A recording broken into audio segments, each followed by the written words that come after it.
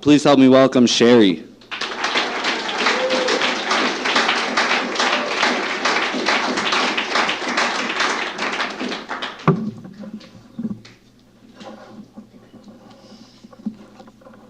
AA is more than a set of principles. It is a society of alcoholics in action. We must carry the message, else we ourselves can wither, and those who haven't been given the truth may die. Faith is more than our greatest gift. Its sharing with others is our greatest responsibility. May we of AA continually seek the wisdom and the willingness by which we may well fulfill that immense trust which the giver of all perfect gifts has placed in our hands. I'm an alcoholic. My name is Shari. Hello, family. I'm going to request everybody put their cell phones away, silence them, and put them away, please. I want to be able to touch at least one of you tonight. Came a long way from South Florida.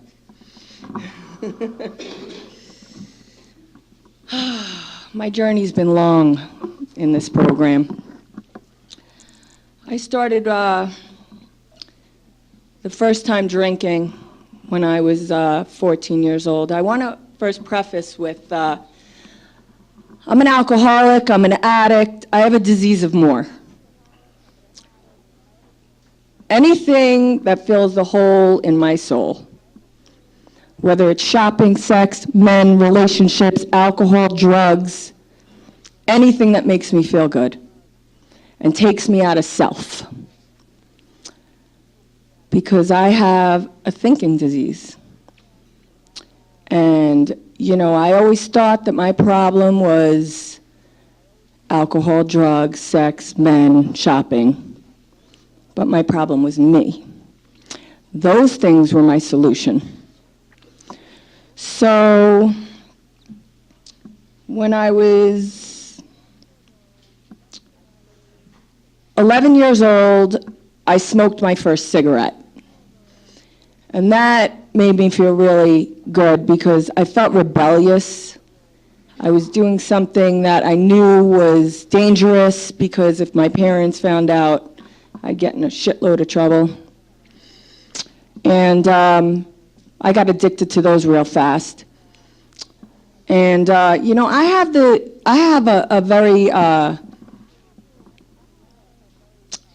a story that has a lot of stuff that happened to me. And all that stuff did was turn me into a very, very good victim. You know, and I rode that victim train for a really, really long time. I forget who it is who said it. Oh, I think it was Tom who taught me that he spoke and I spoke really good victimese, you know. Every story I told was all about what you did to me and what she did to me and what he did to me. And if only I was like them and I wasn't like me and I had what they had, everything was going to be all right. You know, I always wanted what you had because I didn't like who I was. And I would walk into a room of people and I would always feel like a square peg in a round hole. Never felt like I fit in anywhere, not even in my own family. I had a very abusive sister, I had a rageaholic father, and I had a very good codependent mother. And you know, it doesn't matter if I had an alcoholic father and a drug addict mother and I was in the system and I was picked for adoption or if I was in foster homes, the feelings that I had inside were the same as any other alcoholic or addict. That sense of self and not fitting in. So my sister was really abusive to me, so I rode that train for a really long time. And, I was molested when I was 12 by the neighbor, and my dad did nothing about it, so I felt abandonment issues, and poor me, I was abandoned by my dad, and I was abused by, an older guy, and I had a sister who beat me, and you know what? And at the end of the day, none of that mattered because I had a choice. I had a choice to, let it define me and become that victim, or be strong and, walk through it.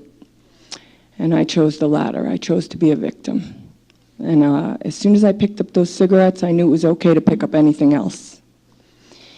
My dad was a narcotics officer for the New York City Police Department. He used to do all the say no to drug talks in my school. So growing up with him was really fun. And, my mom quit smoking when I was 3 years old and never touched a drug, and she was one of those women that would have 2 drinks, and if she got past 2, she would say, no, I'm starting to feel it, and she wouldn't drink anything more. And at 14 years old, I got my older sister to buy me a 4-pack of Bartles and James wine coolers, because that's what we drank back then. And I went to my girlfriend's house, and I remember I drank 1 wine cooler, and from the day I ever picked up alcohol or any other substance, I drank it for the effect. And I drank it fast, and I drank it hard. And I didn't hold my liquor very well, unless I had some other stuff to go with it. And that came later on in life, but, I drank hard and fast to get drunk. I didn't drink for any kind of social fitting in, because I didn't fit in no matter what. And I was always the daredevil. I was the one on top of the bar dancing, and half the time probably half naked on top of the bar dancing. And I was the bartender. And, I was always, it was all just attention. I just needed attention, because if you paid attention to me, that meant you liked me. And I fit in. At 16, I decided to try pot. That was the next love of my life. And at 19, I started the hard stuff. So by 22 years old, I was completely addicted to the hard stuff. It became a job. And I convinced my parents that, because I was living in New York. I'm originally from New York, if you couldn't tell. And I convinced my parents that when I was in Florida visiting, that the sunshine really was like medicinal to me, and that if I just moved down to Florida, that the sunshine was going to cure me. And I'd stop hanging out with the drug dealer's girlfriend and, living on their crack house couch, and they went for it. And I was unemployable, on unemployment. I took the last bit of credit I had and the last bit of money I had, and I bought myself a little 2-seater convertible we had back then was a Mazda Miata. It was like a hot rod back then. It was a red car. And I packed it up with signs on the windows that said Florida bound with my girlfriend, and we drove down, and I remember I had an 8-ball of cocaine and lots of drinks along the way, and hit snow along the way, and drove down in the end of December of '94. And I said that was the last hard drugs I was going to do, and that's it. And I went down there and I bounced from couch to couch on my friends, because I had no money to really, my parents just sent me on my way, and that was it. And I'm living couch to couch, and I'm looking for a bartending job, because that's where I belong. That's going to keep me away from the hard stuff, the bartending. In South Beach, nonetheless. If any of you know about South Beach, South Beach is like party capital of the world. And I ended up renting a room in Hialeah, Florida, which is like Little Havana. And it was like a dingy old house, but it was a roof, and it was the Super Bowl. It was the Super Bowl of '95, and the Chargers were playing the 49ers, and all these guys that I used to work with down in New York on Wall Street back in the day, they all came down to party for the Super Bowl.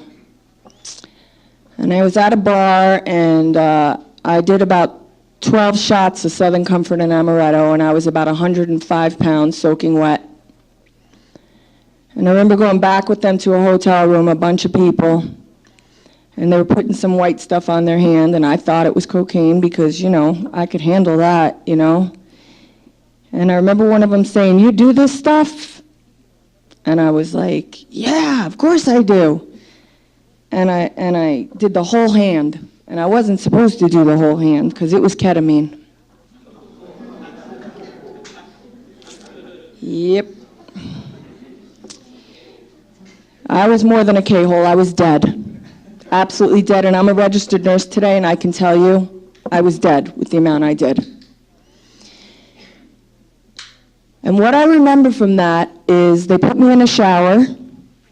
Nobody, of course, called 911 because, God forbid, they should get in trouble. And I remember that I was seizing and foaming, and then I just wasn't breathing at all. And they left. And they left because they knew if they stayed, they would probably be arrested and get in trouble. And they left, and I remember, though, while the guy was trying to do sternal chest rubs on me to revive me, and they were doing chest compressions to try to revive me, I saw this man, and he stood hovering over the both of us. And he had a white robe on and a braided brown cord, and he had long hair. And he just hovered, just watching us. And I remember saying to him, "I have a mother, a father, and a sister. Please don't let me die and don't take me."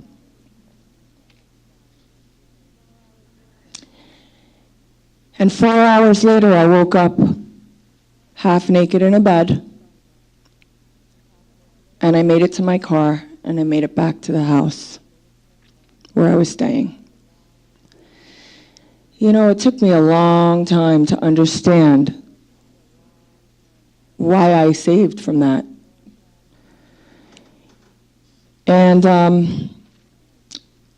the insanity of this disease and the insanity in my brain was so bad that I slept for 5 hours, my phone rang, somebody said we're going out, and I was back down in South Beach 5 hours after that overdose and death. And woke up at 6 a.m. in a bikini on a jet ski in the Atlantic Ocean with someone I didn't even know or remember meeting. And that's the insanity that went on in my life. I had lost the power of choice. So I had some really good friends that I had grown up with that lived in Florida, and they called my parents, who happened to be coming down for the weekend, with another couple they had met in an organization called Tough Love that they joined when I was 17. And they came down with these people, and my friends called them and said, "You need to get her home, or the next plane ride home she's taking is in a coffin." So they had this little intervention, and they said, "You have to come home and go to a hospital." And this was February 3rd, 1995. And I got on a plane with them because I had no choice. They said, "You either come home or we cut you off forever and you never see us again." And this was the first time that I actually saw my mother stop enabling me. So I went home with them. I went into treatment 28 days. Right before I went into treatment, I was on the waiting list to get into the hospital. They were waiting for a bed to open up for me. And I met these guys through a friend, and they were in AA. And the one guy had 7 years, and what I didn't know was he was 7 years dry and was not working a program and barely went to meetings. And he became my boyfriend sponsor. You know, it was like a rehab romance. I'm sure you guys know about those, right? And I failed to really work the program because I looked up to this guy. I thought time meant everything. You know, I thought, oh my God, he has 7 years. I couldn't get 7 minutes. You know, this guy is like my God. That was my God, you know. Jeff was my God. And I worshiped Jeff for the first 7 months of my sobriety. And then when Jeff left, because I was batshit crazy, and he was batshit crazy, I had the poor me story again, and I was a victim all over again. You know, and for 6.5 years, I did this little romance dance with, you know, any dry guy I could find in the house. And during that 6.5 years, I met another guy in the program and, you know, got engaged and moved to Florida, back to Florida, moved back to New York, back and forth, till I finally moved back to Florida in 2001 for good. I called off my engagement to the second dry guy in my life. And I had 6.5 years of, somebody just taught me this new term, undrunkenness. I like that better than dry, because I definitely wasn't sober. You know, to me, sober is actually working the program of AA and actually working the 12 steps and applying them in your life and sponsoring other people. And I was doing none of that. I never went through the steps. I think I tried to go through the steps, but I know after 6.5 years, my big book was pristine. It had not one highlighter mark. It was as clean as a whistle. So 9/11 happened in 2001, and I was living in Florida with a nice normie guy. I had enough of those AA guys. And I'm with this normie guy, and I think like all our problems are due to the fact that I don't drink like him. That's my problem, right? So I decide if I just drank socially, you know, then I'd be okay. He'd like me better, and he'd be so in love with me. So I decided to go out drinking one night, 6.5 years into my undrunkenness. And that relapse lasted me 14 years out there.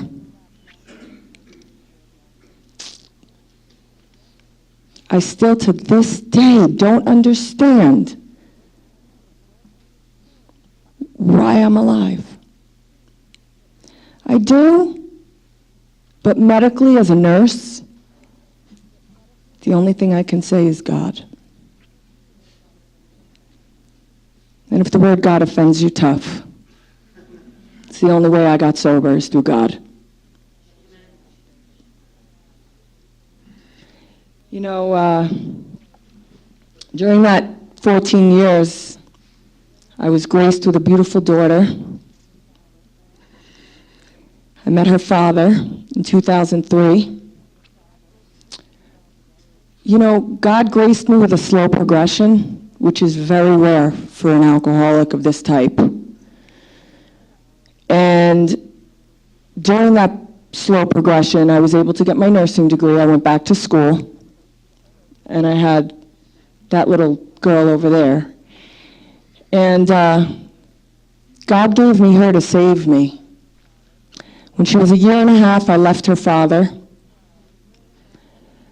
I moved, my parents had moved down to Florida at that point, and I moved closer to them.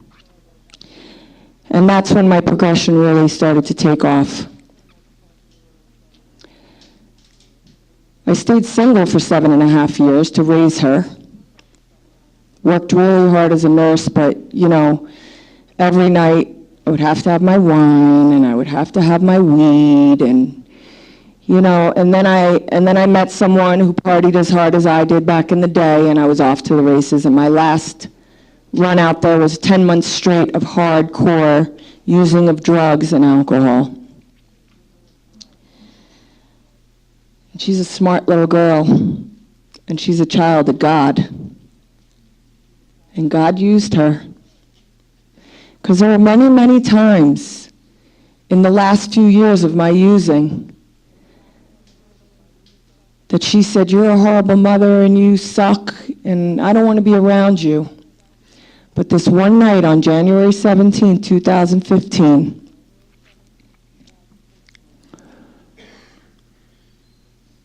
God whispered to her, and he said, "You need to tell her." And she chased me out to the drug dealer's car, which I always told her, "You stay in the house and you wait for me." But she's a smart little cookie. She learned my patterns. She said to me one day, "You think I don't know what you do? You pick me up from school, you stop at the ATM, you make a text message or a phone call. We get in the house, you make me wait inside. You yell at me if I even try to come outside. You go outside for 10 minutes, you're gone for a while, you come back in, you lock yourself in the bathroom, and then you're a whole nother person. You're happy, and you're hanging out, and you're hyper and crazy, and all of that. And you think I don't know what you're up to? I know what you're doing." Well, that's one night she chased me out to the car. She wasn't listening. And she was screaming, "You're horrible, and I hate you. And you're the worst mother in the world." And I ran back inside, and I was screaming at her the whole way, "Get back inside, get back inside." And when I went in, she had her little face. She was like a month before her 10th birthday. And her little face was buried in the couch. And she said, "I'm done. I'm done living this life. You can live it, but I'm not living it. I have no life. Life sucks with you as my mom. And I want a different life, so I'm doing something about it." I said, "What are you going to do? I'm your mother. You're 10, not even 10. "Oh, I already Googled DCF, Department of Children and Families, and I'm calling them on Monday." You see, I had a lot of yets. I'd yet to lose my nursing license. I'd yet to lose her. I'd yet to have a DUI. But for months I was walking around waiting for that other shoe to fall. Just waiting. Because I knew that my gig was up real soon. And I said, "What do you mean you Googled DCF?" "That's right, I Googled DCF. And Monday I'm going to go live with Nana. Because Nana is a better mother. And Nana doesn't do drugs and drink." And I just knew. I just knew. It was like that moment of clarity.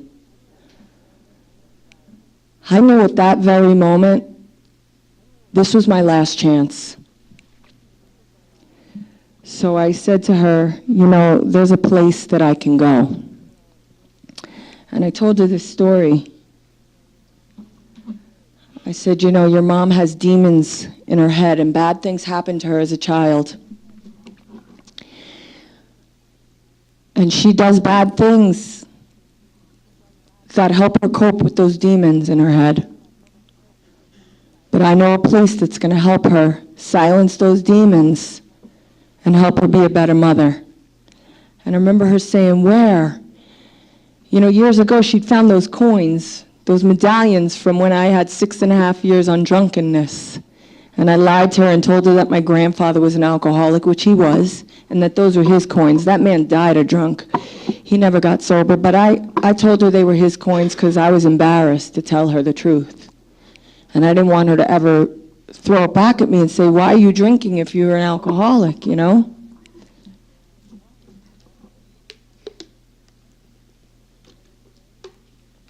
I said, "Remember those coins?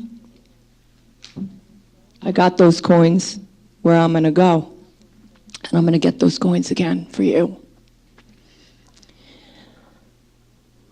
And you know, at first, I really did this for her because I knew this is what she deserved. You know, she was an innocent bystander. You know, the funny thing is, I'm a labor and delivery nurse. I bring life into this world. I bring children into this world. And how many times I used to stand in the delivery room with these parents who were like not so qualified. and say to my coworkers, good Lord, and we're sending that baby home with them?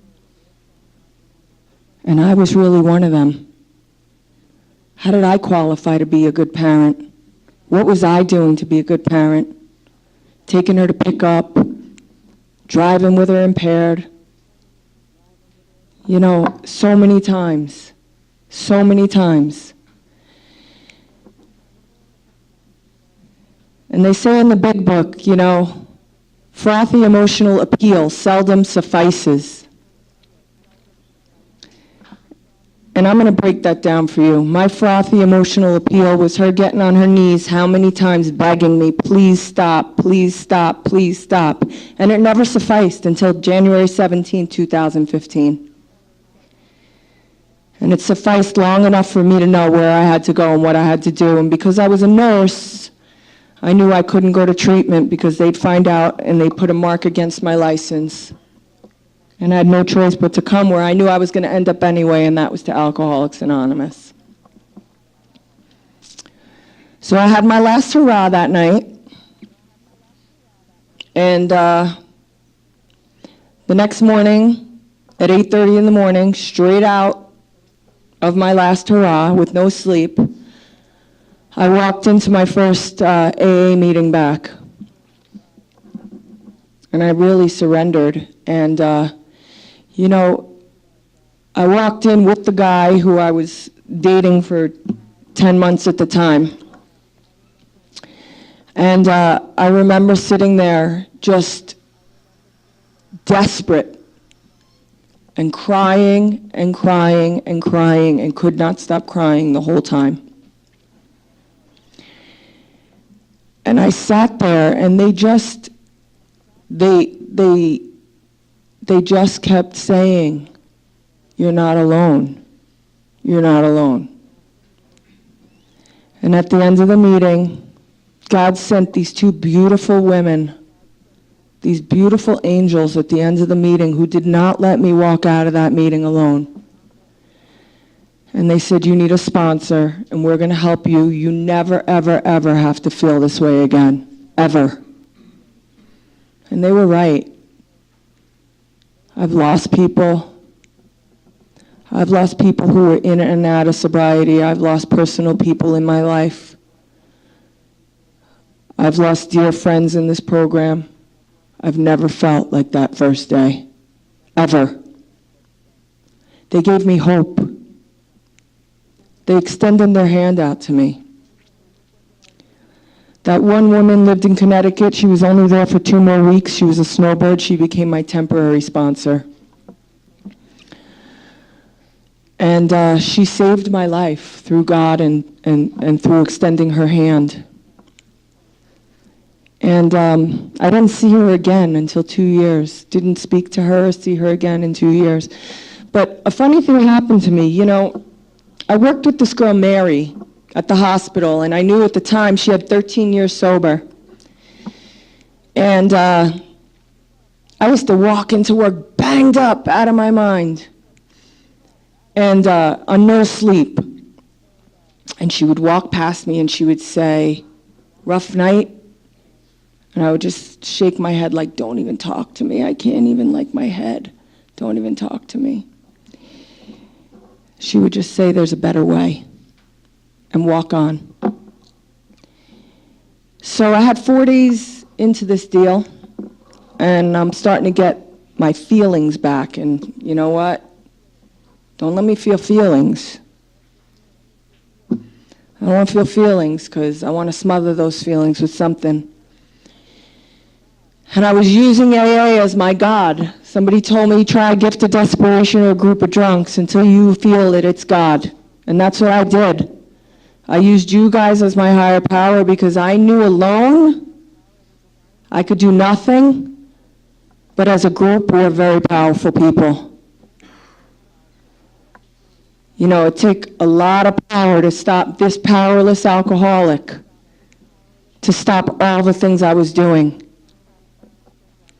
So I called this woman, Mary, up, who at 4 days sober, and I said, listen, Mary, and it's funny, God really like puts people in your life at the right time.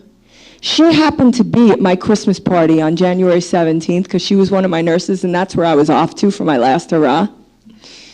And she was with me for my last drunk, and she knew. She said, your eyes were like saucers, and you were a mess. And 4 days later, I'm calling her, and in the meantime, she's out of work on leave because she's having panic attacks over a case that's going on with the hospital, and she's really going through a rough time at 13 years sobriety. Because it doesn't matter how much time we have. We have alcoholism, not alcoholism. My friend Tom always says that. And it's a day-to-day thing, you know, and some days I'm good and some days I'm not good. It's how I handle those bad days. So I'm 4 days into this, and I said, Mary, she thought I was calling her to check on her and see if she was all right, because she was going through a rough time. And I said, I surrendered 4 days ago.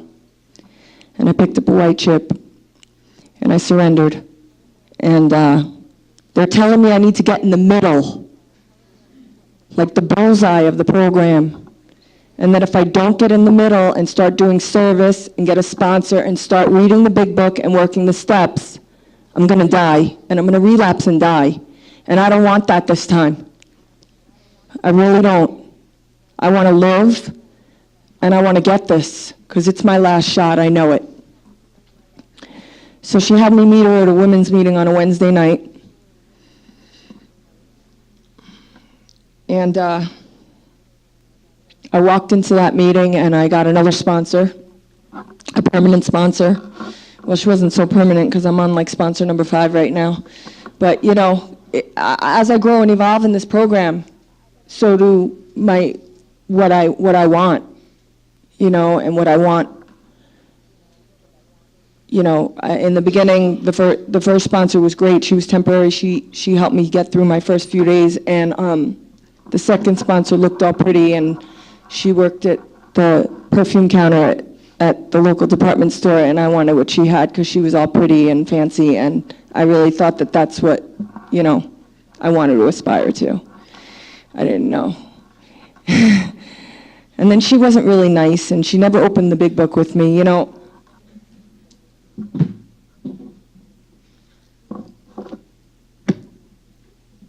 If you're not going through this book, really you need to. So besides the temporary sponsor, my first 2 sponsors after that, nobody went through this book with me. You know, I didn't understand. And I was like 15 months sober, and I didn't understand, like, that I was really just like I was those first 6.5 years. I was just undrunk. And one of my friends asked me, and I was staying at the same meeting over and over and over. I wasn't getting out to different meetings, and one of my friends said to me, we're going to go up about an hour north of here, and we're going to go to this 12-step series. And we're going to hear a bunch of speakers speak on all the steps, and it's a whole day thing, and, you know, you're down to go. And 5 of us packed into my car, and we drove up to Stuart, Florida. And that was the first time in 15 months that I actually heard solution. You know, I've been at these meetings hearing everybody's problems and problems and problems, and all these character defects I was trying to work on. Everybody was involved in them, and I couldn't work on them because I was surrounding myself with them. You know, they say stick with the winners. I believe we're all winners. I believe every one of us is a winner. I believe if you did not drink or use today, you're a winner, and you're ahead of the game. And I heard my friend Tom over here speak, and I was in awe, you know, and he taught me, don't put me on a pedestal. And I heard him speak, and I was like, oh my God, like I understood, I got it now, like I understood what it was, you know.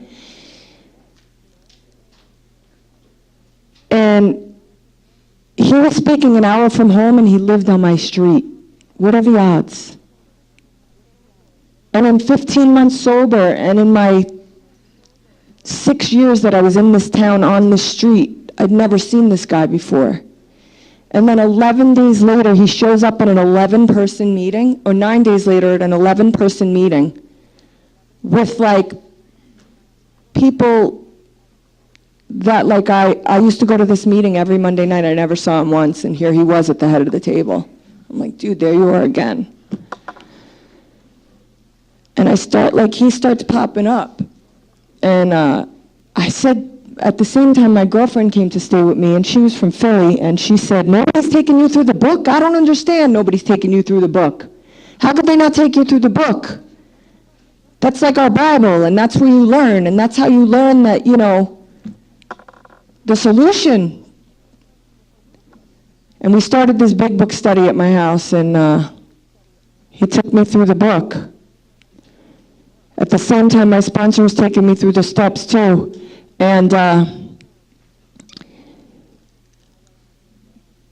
my life has been forever changed, a day at a time.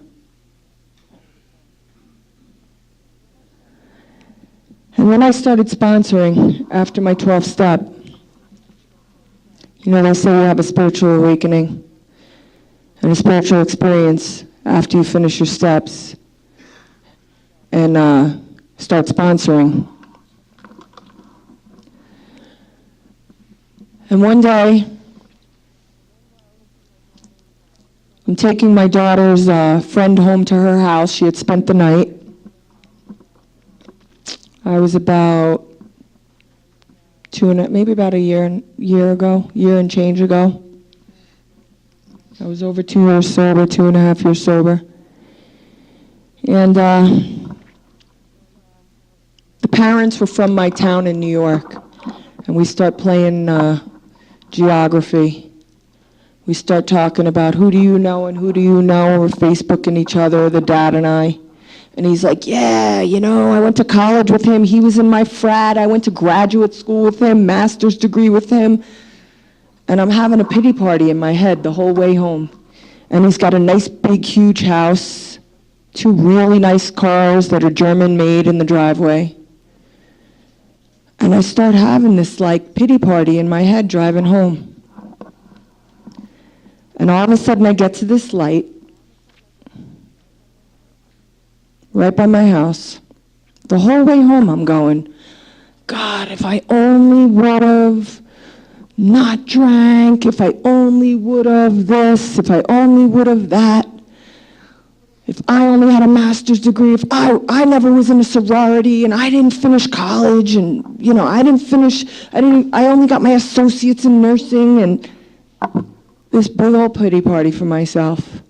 Zero gratitude for what I had.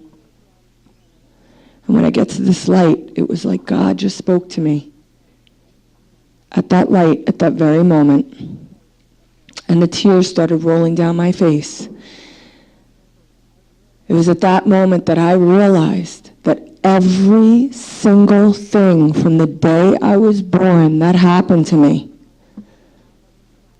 the rageaholic father, the abusive sister, the molestation, the overdoses, all the financial stuff I lost, all the things that happened to me, every last thing was exactly how it was supposed to be. Every last thing. God did all of this for me to get me to where I am today. And that's when I started to realize, they say it in our preamble, which I'm sure you guys hear at every meeting, and how many times I heard it over and over, but I was on my phone, I was texting, I was in the back of the room, I wasn't paying attention during the beginning, during how it works, during a preamble.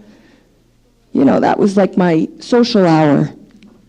But if I really listened and I really paid attention to the last line of the preamble, which states, our primary purpose is to stay sober and to help another alcoholic to achieve sobriety. That's it. That is it. Nothing more, nothing less. It doesn't say my primary purpose is to do the steps and get all my stuff back. My job back, my house back, my husband back, get all my credit cards paid off. My primary purpose is to stay sober and help another alcoholic to achieve sobriety. And I realized at that very, very minute, all these things happen to me so that I can go ahead and do that. And I started raising my hand more and more to sponsor and help other alcoholics to achieve sobriety. And there have been a lot that have fell off. But I no longer have that ego that says it's me. Oh my God, what did I do wrong that they started drinking again? I have nothing to do with that. That's their journey. My primary purpose is just to take them through the steps and help them to achieve sobriety so that they can put somebody else's hand in God's and help them achieve sobriety. You see, I have this theory. I talk about it with all my sponsees. So we're in a huge war, you know. We're in an opioid epidemic. We're in a meth epidemic. We're in an alcohol epidemic. We're in an alcoholism epidemic. And it's a war. It's a huge war. And I used to question why I was saved. Why did I come back to life in that hotel room in 1995? Why did God allow me to hear her? January 17, 2015. Out of all the 20 million times she had stopped and begged me, that one time I heard her and I got sober. Why? Because God needs soldiers to fight this war. Every single person in this room was handpicked by God, whether you believe it or not. Each and every one of you were handpicked by God to fight this war and to be his soldiers and carry a message of hope. I remember how I felt day one. I never thought I'd be standing up here, I could tell you that. I never thought I'd be in Prescott, Arizona, with a man who I came to see, who put my hand. I would see this one standing up here with her 20 lives. But she's a soldier. And if you die, you become an angel to protect the soldiers, because all the addicts and alcoholics who have died from this disease, I believe there are angels protecting us. They're there to teach us a lesson and give us a message. It's not pretty out there. Don't become a statistic. Every morning I wake up, I do the same thing like I brush my teeth. I get on my knees before I pull out the dog. I may walk around praying, but I'm on my knees praying. I ask God to keep me sober for the day. I then ask him to find somebody, even just one person, to help in the day and to touch at least one of you. And when I pray for others, never, ever praying for myself. And at night, I get my head on the pillow sober, and I thank him. And every morning I send 5 things I'm grateful for off to about 35 people, and it starts with God. And the second thing is my daughter, because she was my vessel. And I stay grateful. I have shitty days sometimes, but I remember all that I have, and I have everything that I need. I may not have everything I want, but I have every last thing I need. And I am a very, very blessed woman today because of all that I have. And really, I have a day today. And I'm the most grateful woman there is. Thank you.